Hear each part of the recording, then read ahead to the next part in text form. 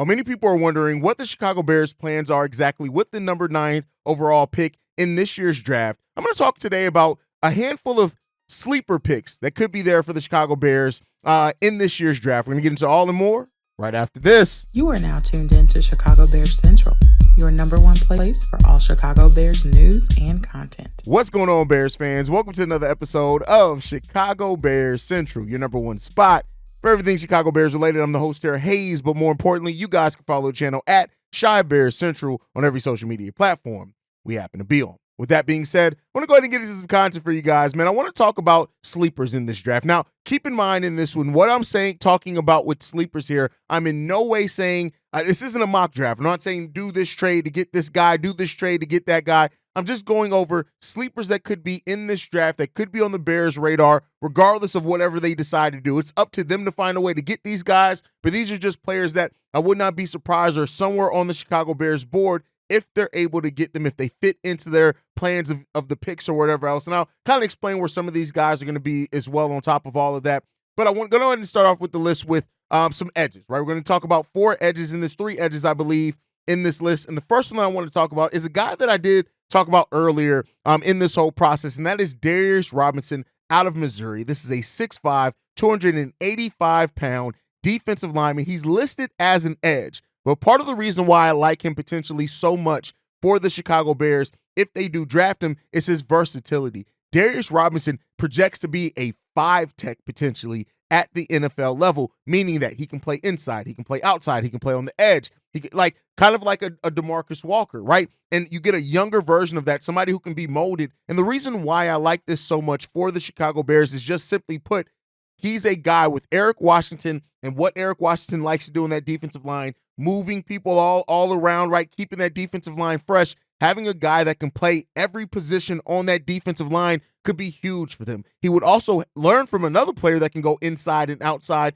in DeMarcus Walker as well. Am I in any way saying that you draft Darius Robinson and he's your starting edge, every single down edge for here until the end of his career? Not necessarily saying that, but when I look at the word steal, right? And these are the players I'm talking about. The way that I look at the word steal is a player that I think can outperform the position that he's or the area that he's drafted at. And with Darius Robinson being projected to go early second round to mid second round, I think that this is a guy that you definitely can get him. He can maybe be an edge for you long term, but he's a guy that just gets it done. When you look at his collegiate stats, 5 years in college football. In that time, he's had 69 total tackles. 69 solo tackles, 112 total tackles, 21 tackles for a loss, and 13 sacks. Also, 1 pass deflected as well.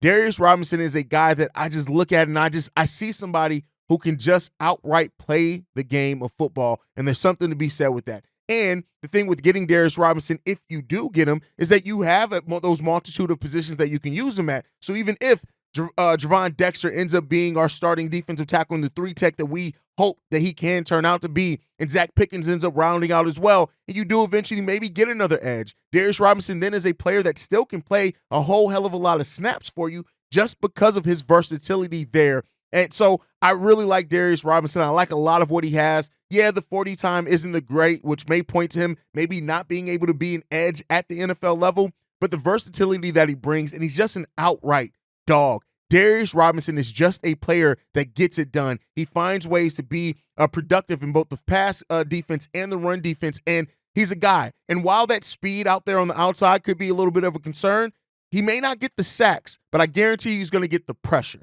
And because of that, that helps other players, especially if you have an overall solid defensive line, be able to be solid. I really like Darius Robinson and his potential to come to the Chicago Bears. Again, because he's slated to go kind of in that early second round, that would mean that the Bears would have to trade into that second round one way or another. Again, this is not a mock draft, so I'm not going over a bunch of permutations to get him here. I'm just saying that if the Bears do find themselves in that second round and they do other things with their other picks, Darius Robinson could be a player that you get and just ends up being just a dog for you, and that's something that I'd like to see on the Chicago Bears team. Now, another player like that, also an edge that I want to talk about, is Adisa Isaac. This is an edge out of Penn State, 6'4", 247 pounds. This is a guy who, in his college career, has gotten to the quarterback solidly, right? 14 and a half sacks over the 4 years that he played in college football. A 31.5 tackles for a loss in that time as well. 2 fumbles forced and 1 fumble recovery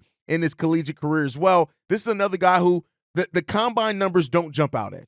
In no shape, form, or fashion do they jump out at you, but he's still a guy that I think you can get quality depth from, and even maybe more than depth. 22 years old, so still has a lot of molding there to do. And I think adding him potentially to a defensive line that has Montez Sweat and Andrew Billings on it, that he can really do enough for you, if that. Now, he may end up turning into a depth piece. He's slated to go kind of in that 3rd round, so there's reasons for that. There's also some motor concerns with him, a little bit of focus concerns too with him when it comes down to it. So there's some things with that. There are definitely concerns there. In no way am I saying he's a surefire hit, but I do think that I believe him to be I think he has a higher percentage to hit on you in some way than to be a miss there for you guys, for the Chicago Bears there. Adisa Isaac out of Penn State is a guy I really like. Adisa Isaac. I think that he's shown enough, right? Strong guy, big hands. He's strong. He deals with, getting to the quarterback really well. I think quicker quarterbacks can get around him out on that edge some as well. But Adisa Isaac is a guy that I look at and I say, hey, if the Bears do find themselves in that 3rd round and they address tackle, they address wide receiver, they address some other things early in the draft, Adisa Isaac is a guy that you can bring in. You could try to develop on. I don't know if he's immediately would win that starting edge position and take that from DeMarcus Walker in this case, but I do think that he's a guy that you can play a whole heck of a lot and you can see him develop. And with Eric Washington being that defensive line coach, I trust Eric Washington to kind of get the most out of him potentially, and I really like his potential here for the Chicago Bears as well. Another player that I want to talk about is Austin Booker, another edge. Most of these guys is edge and wide receivers, just so you guys know, because these are both positions that we need to address and that we may find having to address one of these later in the draft. So Austin Booker is another guy that I really like. Out of Kansas, 6'4", 240 pounds, 4'7", 40 as a defensive edge. Not necessarily the best. The thing about him, still very raw. Only 2 years played in college. In that time, the first year we're not even going to take. He only played 6 games his first year. He had 1 solo tackle, 1 assisted tackle, and that was it. That's basically his stats. In his second year in college football, 40 solo tackles, 13 tackles for a loss in total college football. 8 sacks as well in that second year in college football. 1 pass deflected and 2 fumbles forced. This is a guy who he can ball, and that's the thing to it. Still, like I said, still extremely raw. So this would be more of a project type thing for the Chicago Bears. And he's slated to go anywhere between 95 to like 110. So he could be there in the 3rd round for sure for the Chicago Bears if they address some other things early on. But I like these guys a lot. I like what Austin Booker can bring to the Chicago Bears potentially if he is the pick. And I think that he's a guy as well, kind of like the last one I talked about, that can definitely develop for you if you decide to do some things there. The next one, the last one as far as that I have for edges, Chop Robinson. Now, we all know Chop Robinson has shot up most draft boards. He's now slated to go late in the 1st round. That would mean that the Bears would have to trade down like with most of these things. Again, this is not a mock draft. I'm not telling you how the Bears should go about getting them. Just players that I would like to see on the Bears list. And he definitely has the potential to be a steal in this draft. He has all the potential to be that in the world. 6'3", 254 pounds, ran a 4.48 40 in the combine, 128-inch jump as well. He has a broad jump. He has a 34.5-inch vertical as well. He ran a 4.2 shuttle time. The guy has small hands as well, so that's a little bit, the arm length is a little short there as well. But the combination of speed and strength that he does have is something you can definitely look at. In college football, over the 3 years there, 43 solo tackles, 20 tackles for a loss, 11.5 sacks. The only time he had less than 4 sacks was his freshman year as well. He only played 8 games in that also, so he had 2 sacks there.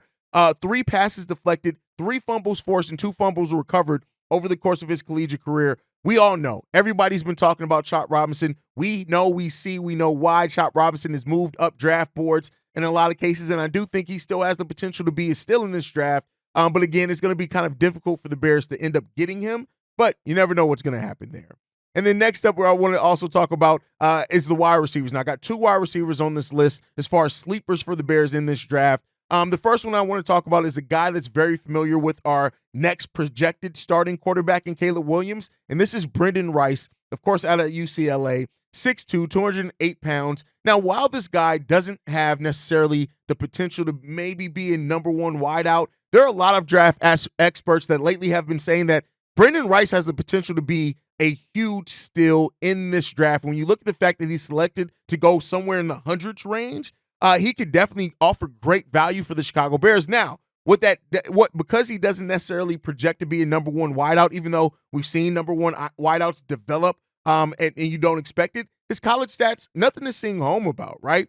Over the 4 years in college, 43 games played, 111 receptions. That's 1,821 yards. That's good enough for 16.5 yards per reception average. But the thing about Brendan Rice that I like as well is they used him in the running game, some in the sophomore year, not really any after that, but 6 yards, 54 yards rushing in that as well. But of course, the chemistry with Caleb Williams is a reason to also look at him. But outside of that, Brendan Rice in his own right does have a potential to be still in this draft, especially as a slot receiver.